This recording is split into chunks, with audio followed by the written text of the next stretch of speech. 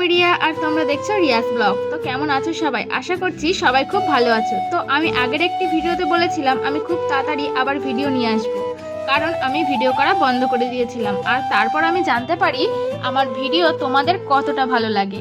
আমার চেনা জানা কি আমার ইউটিউব ফ্যামিলির অনেক মেম্বাররা আমাকে জিজ্ঞেস করে কেন আমি ভিডিও করি না, কেন বন্ধ করলাম। অনেকের অনেক প্রশ্ন। তো আমি আজ এই ভিডিওতে তোমাদের সবটা বলবো। তার জন্য তোমাদের ভিডিওটা কন্টিনিউ দেখতে হবে। তো কথা বলতে বলতে আমি তো তোমাদের বললামই না যে আমি আজ কোথায় যাচ্ছি। তো আমি আজ এখানে দেখতে পাচ্ছ আমার সাথে আমার দিদিও যাচ্ছি। তো আমি আর আমার দিদি আজ যাচ্ছি নৈহাটিতে বড়মার কাছে পুজো দিতে। বলতে পারো অনেক দিনের একটা স্বপ্ন ছিল, অবশেষে আজ সেই স্বপ্নটা পূরণ হলো। কিন্তু কথায় আছে না, স্বপ্ন পূরণ করতে হলে তার আগে অনেক বাধা আসবে। ঠিক আমার ক্ষেত্রেও সেটাই হয়েছিল। যাই হোক, সেটা আর বললাম না। যতই বাধা আসুক, বড়মা নিজে ডাক দিলে তোমাকে ঠিক নিয়ে যাবে তার কাছে। ঠিক তেমনই আজ আমি অনেক বাধা পেরিয়ে বড়মার কাছে যাওয়ার সুযোগ পেয়েছিলাম। আর এরকম সুযোগ পেলে কে হাতছাড়া করতে চায় বলো? তাই আর দেরি না করে ঝটপট রেডি হয়ে আমি আর আমার দিদি বেরিয়ে পড়েছিলাম বড়মার কাছে যাওয়ার উদ্দেশ্যে। আর দেখো আমরা বাসে উঠে পড়েছি। আর এখানে আমার দিদি বলছিল আমি সানগ্লাস নিয়ে আসিনি, তুইও পরবি না। তাই আমাকে সারা রাস্তা কিন্তু ও সানগ্লাস পরতে দেয়নি।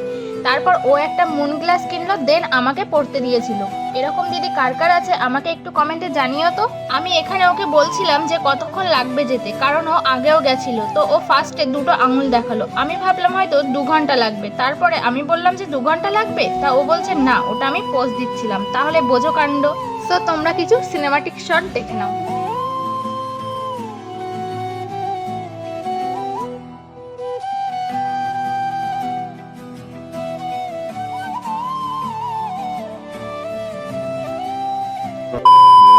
যাই হোক, 1 ঘন্টা পর আমরা নৈহাটি পৌঁছেছিলাম। আর আমরা মন্দিরে গেছিলাম 4টে বাজার 10 মিনিট আগে। আর ওখানে মন্দিরের গেট খোলা হয় কিন্তু 4টেই।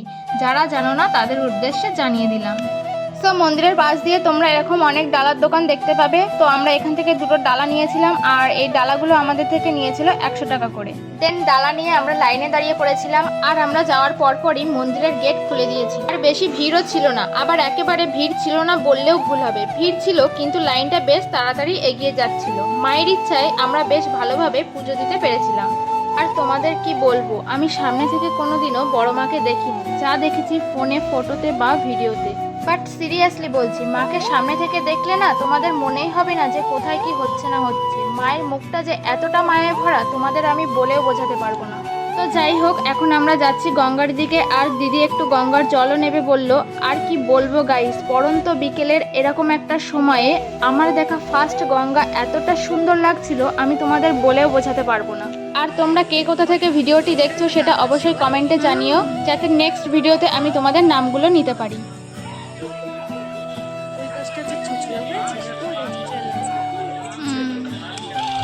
তো এবার আসি তোমাদের প্রশ্নে। তোমাদের একটাই প্রশ্ন যে কেন আমি ভিডিও করি না, কেন আমি ভিডিও করছি না। তো যখন আগে আমি প্রথম ভিডিও করতাম তখন আমার পরীক্ষা চলে এসেছিল। আর আমি পরীক্ষার 1 মাস আগে থেকে ভিডিও বন্ধ করে দিয়েছিলাম। আর আমার ইউটিউব চ্যানেল থেকে সব কিছু ডাউন হয়ে যায়, সেখান থেকে আমার মনটা ভেঙে যায়। কিন্তু তোমাদের এত সাপোর্টিভ কথা শুনে আমি আবার ভিডিও শুরু করলাম। তো আশা করছি তোমরা আগের মতো ভালোবাসা দেবে, সাপোর্ট করবে। তো চলো এখন যাব বাড়িতে। দেখো বাসে উঠে পড়েছি।